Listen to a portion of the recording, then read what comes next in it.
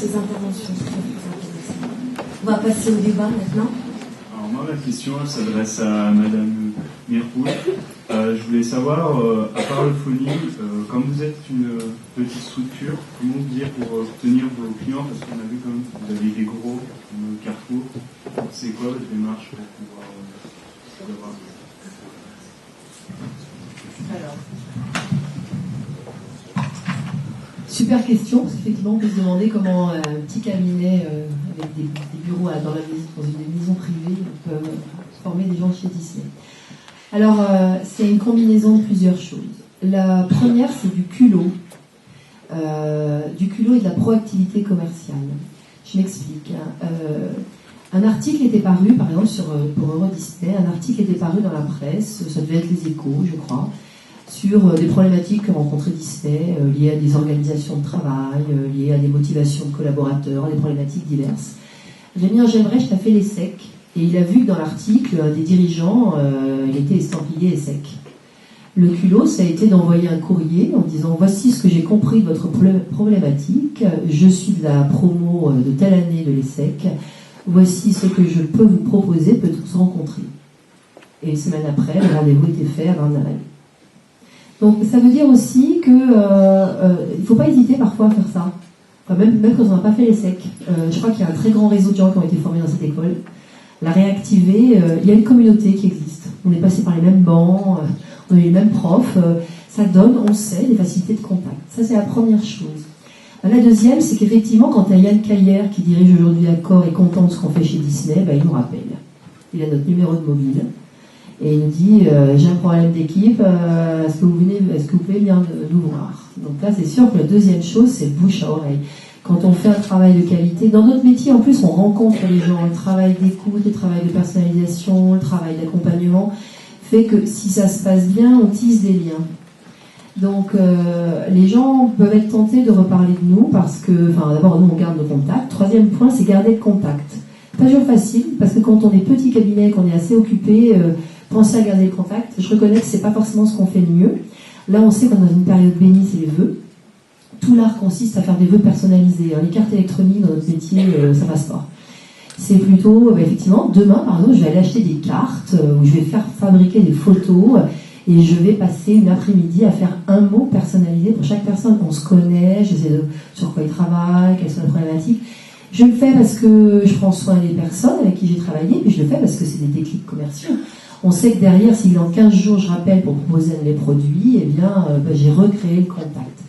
La quatrième chose qu'on fait, c'est... Donc, quatrième, c'est les cartes de vœux. C'est relancer de temps en temps, comme il vaut bien. Parfois, je lis un bouquin, par exemple, ou bien Rémi a écrit un livre. On peut être amené à envoyer un mailing ciblé à certains de nos clients en disant, voilà, on porte à votre connaissance ça. Et puis du coup, on a des gens qui rappellent, c'est génial, je ne savais pas que ça existait. Voilà, alors on fait des choses très ciblées, très synthétiques, etc. Mais du coup, on relance sur de la valeur ajoutée. Deux dernières choses qu'on peut faire, la dernière, c'est que nous faisons parfois des opérations commerciales directes. Par exemple, en décembre, nous avons organisé un atelier où nous avons réuni des responsables de ressources humaines, des responsables de formation de la région, autour d'une problématique intéressante pour eux, qui est comment et pourquoi innover dans les formations management aujourd'hui. Le but étant de réunir des gens pour réfléchir ensemble sur pourquoi est-ce qu'il faut innover dans les formations aujourd'hui, sur quel thème, est-ce qu'il y a moins d'argent, donc comment faire plus court, comment faire différent, comment faire attractif. Et quand on a commencé à faire ça à Grenoble au début, il y avait plein de fois on annulait parce qu'on avait 5 personnes. Aujourd'hui, on a pu le faire, on a eu 15 personnes. Alors derrière, c'est le compte-rendu qu'on a envoyé dans un délai qui est raisonnable pour qu'on montre une réactivité. Et la semaine prochaine, dans mon agenda, j'ai des relances claires pour proposer des choses. Voilà, un petit peu pour vous répondre. Est-ce qu'à 18-20 ans, on peut, avec un UT TechDoco ou ABTS, force de vente, enfin je ne sais plus quelle est la dénomination actuelle, peu importe, réussir à monter dans les échelons, c'est-à-dire à finir directeur ou chef ou quoi que ce soit. Là, on rentre typiquement dans la logique des conflits de génération quand on se pose cette question-là, quand vous la posez, c'est est-ce que nous, à 20 ans, on réussira à faire ce que les gens qui en ont aujourd'hui 40, un peu moins, un peu plus, peu importe, on fait.